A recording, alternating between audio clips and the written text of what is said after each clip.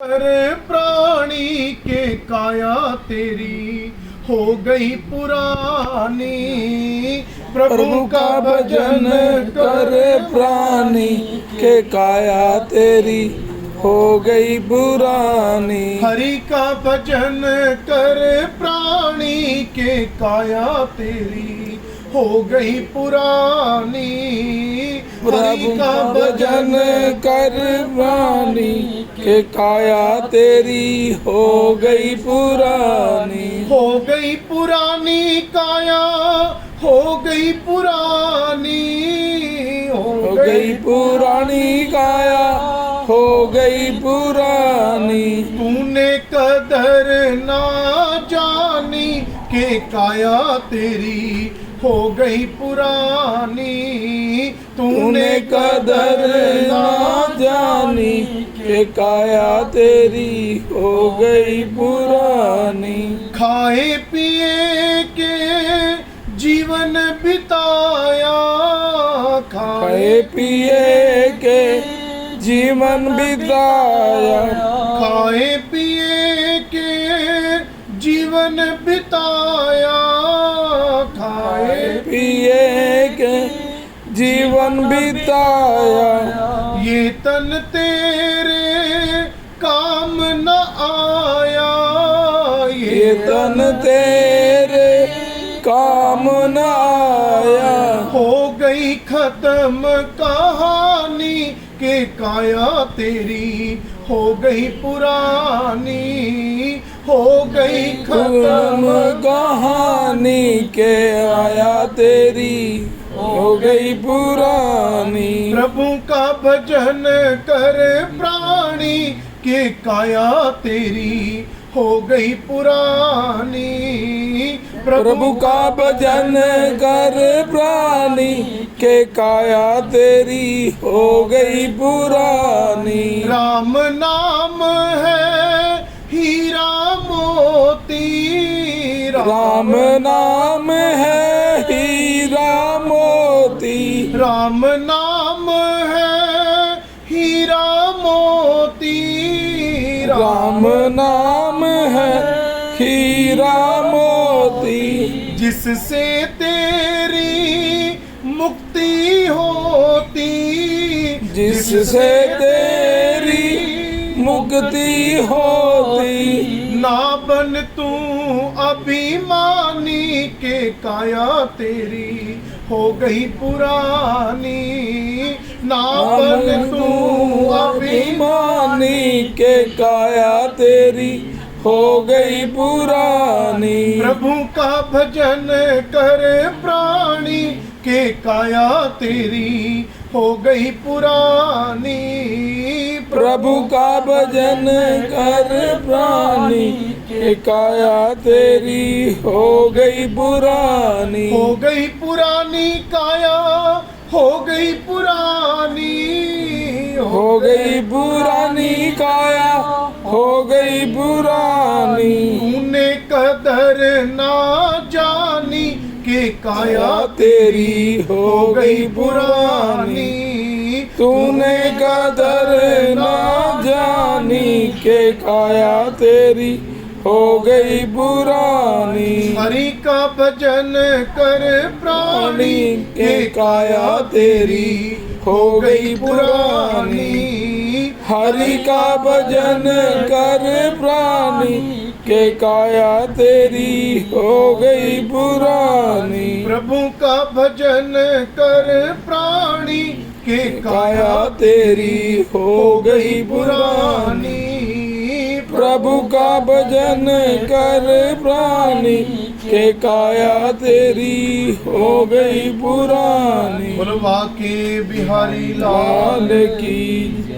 आगे चलते हुए भगवान कहते गरुड़ जी, फूलों को चुनकर जब बच्चा गंगा जी के अंदर उन फूलों को ले जाता है अपने माता या पिता की अस्थियों को, जैसे ही हवा गंगा के पानी को छूकर उस मृतक की आत्मा को छूती है तो तुरंत उसके सारे पाप नष्ट हो जाते हैं। वो भी जाने अनजाने में अगर कोई गलती भी रह गई हो तो माँ गंगा उसे शीतल बना देती है। पूर्व युग के अंदर एक राजा भगीरथ हुए, उनकी ये देन है माँ गंगा। राजा भगीरथ, वैसे मैं आपको बताऊं, राम जी के ये पूर्व में दादा भी लगते थे, जैसे हम परदादा कहते हैं ना, शक्कर दादा परदादा, राम जी के ये वो भी लगते थे। सूर्यवंश के राजा थे राजा भगीरथ। सतयुग के अंदर खड़े हैं और कोई ऐसी चीज नहीं जिससे मोक्ष मिले। प्रार्थना की, भगवान से आराधना की कि प्रभु कुछ मांगना चाहता हूं। भगवान विष्णु कहने लगे मांगो। राजा क्या चाहते हो? कि भगवान आपके चरणों में जो गंगा मैया बह रही है ना, आप इस गंगा को धरती पर भेजो। ध्यान देना, ये गंगा सीधी धरती पर नहीं थी, भगवान के चरणों में थी। आरती में हम गाते नहीं है, चरणों से निकली गंगा प्यारी जिसने सारी दुनिया उतारी। कि प्रभु आप इस गंगा को धरती पर भेजो, इससे लाखों करोड़ों मनुष्यों का उद्धार होगा। भगवान कह लगे ठीक है राजा, मैं गंगा को भेजने के लिए तैयार हूं, लेकिन गंगा का प्रकोप, गंगा का भार इतना है, क्या ये धरती गंगा के भार को उठा सकती है? तो राजा कह लगा प्रभु मुझे बताओ मैं क्या करूं? कि आप देवों के देव महादेव की आराधना करो, वही इस बात का हल निकालेंगे। अब राजा ने भोलेनाथ की तपस्या शुरू कर दी, बैठकर की नहीं आए। अब खड़े होकर तपस्या की तब भी नहीं आए। अब राजा ने दोनों हाथ उठा लिए तब भी भगवान नहीं आए। अब राजा ने एक पैर भी उठा लिया, अब पैर के अंगूठे पर राजा खड़ा है। बारिश है, सर्दी है, हवा है, गर्मी है, लेकिन राजा तपस्या में लीन है। जब ये देखा भोलेनाथ ने तो नहीं रहा गया और सीधा राजा के पास दौड़े चले आए। मेरे प्रभु भगवान शंकर सामने आकर खड़े हो गए। बोलो शंकर भगवान की जय। कि राजा मांगो क्या चाहते हो? राजा कहने लगे प्रभु गंगा जी इस धरती पर आने के लिए तैयार है और भगवान विष्णु भी भेजने के लिए तैयार बैठे, लेकिन गंगा का भार, गंगा का प्रकोप इतना है, ये धरती गंगा के भार को नहीं उठा सकती। प्रभु कुछ करो।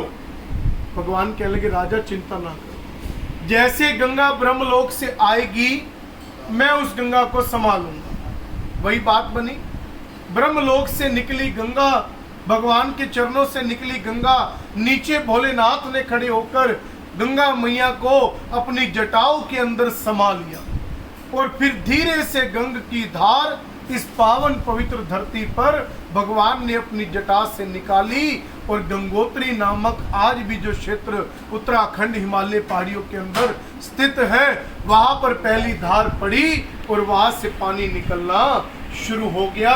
गंगा मैया भागीरथी बहनी शुरू हो गई। वैसे तो इसको भागीरथी भी कहा जाता है क्योंकि राजा भगीरथ के द्वारा प्राप्त हुई है, भगवान के चरणों से निकली है तो भागीरथी भी नाम दिया। लेकिन इधर से अलकनंदा आती है और सामने से भागीरथी आती है और दोनों मिलकर ये गंगा का रूप लेती है। उस समय भगवान विष्णु ने क्या कहा था कि राजा आज तेरी कृपा से इस धरती को एक ऐसी नदी मिल चुकी है जिससे लाखों करोड़ों मनुष्यों का उद्धार होगा और मरने के बाद जिनके फूल, जिनकी आत्मा राम, जिनकी अस्थियां अगर गंगा जी में चली गई तो राजा समझ लेना वो प्राणी सीधा वैकुंठ का गामी है, क्योंकि गंगा माध्यम है। और जब तक ये सूर्य चंद्रमा रहेंगे तब तक इस नदी का जल बहता रहेगा। जिस दिन ये जल बहना बंद हो गया समझ लेना धरती विनाश की ओर जा रही है। अब कहा सतयुग और कहा आज कलयुग, आज भी गंगा नदी है और हम तो बड़े सौभाग्यशाली लोग हैं कि हमारे ही भारतवर्ष के अंदर ये गंगा मैया बह रही है। अब बात आती है मानने की, मानोगे तो सब कुछ है, नहीं मानोगे तो कुछ भी नहीं है। मुझे आज भी बात याद आती है, पीछे आज से चंद वर्ष पहले की बात है, उस समय यूएसए के राष्ट्रपति होते थे बराक ओबामा। आज भी मैं ये बात गंगा सभा रजिस्टर की किताब में पढ़ता हूँ तो मुझे देखकर सुनकर भी बड़ा अच्छा लगता है और हमारे हिंदुओं को सबको सुनकर बहुत अच्छा लगेगा। तो वहाँ पर वो हरिद्वार आए, भारत भूमि पर आए तो वो हरिद्वार गए। हरिद्वार की पावन भूमि पर जैसे उन्होंने जाकर पूजा की, अर्चना की, जो भी उस समय वहाँ के ब्राह्मणों ने या जिसने भी करवाई होगी, तो जब वो जाने लगे ना तो ब्राह्मणों ने कहा कि हम आपसे एक आग्रह करते हैं कि थोड़ा सा गंगा जल आप साथ लेकर जाओ। जैसे हम लोग जाते हैं तो गंगा जल की कैनी भरी और घर ले आए कि जब जब जरूरत पड़ेगी पूजा में अर्चना में तो गंगा जल काम आएगा। तो उन्होंने कहा कि मैंने अभी कई देशों की यात्रा करनी है और ना जाने मैंने कहाँ जाना है, तो मैं इसे अगर साथ लेकर घूमेगा, अब मुझे वापस अपने घर तो अगले महीने जाना है, पूरा 1 महीना मुझे घूमना है, तो ना जाने ये खराब ना हो जाए। लेकिन वहाँ के ब्राह्मणों ने कहा कि आप इसे अपने साथ रखो और लेकर जाना, ये खराब नहीं होगा।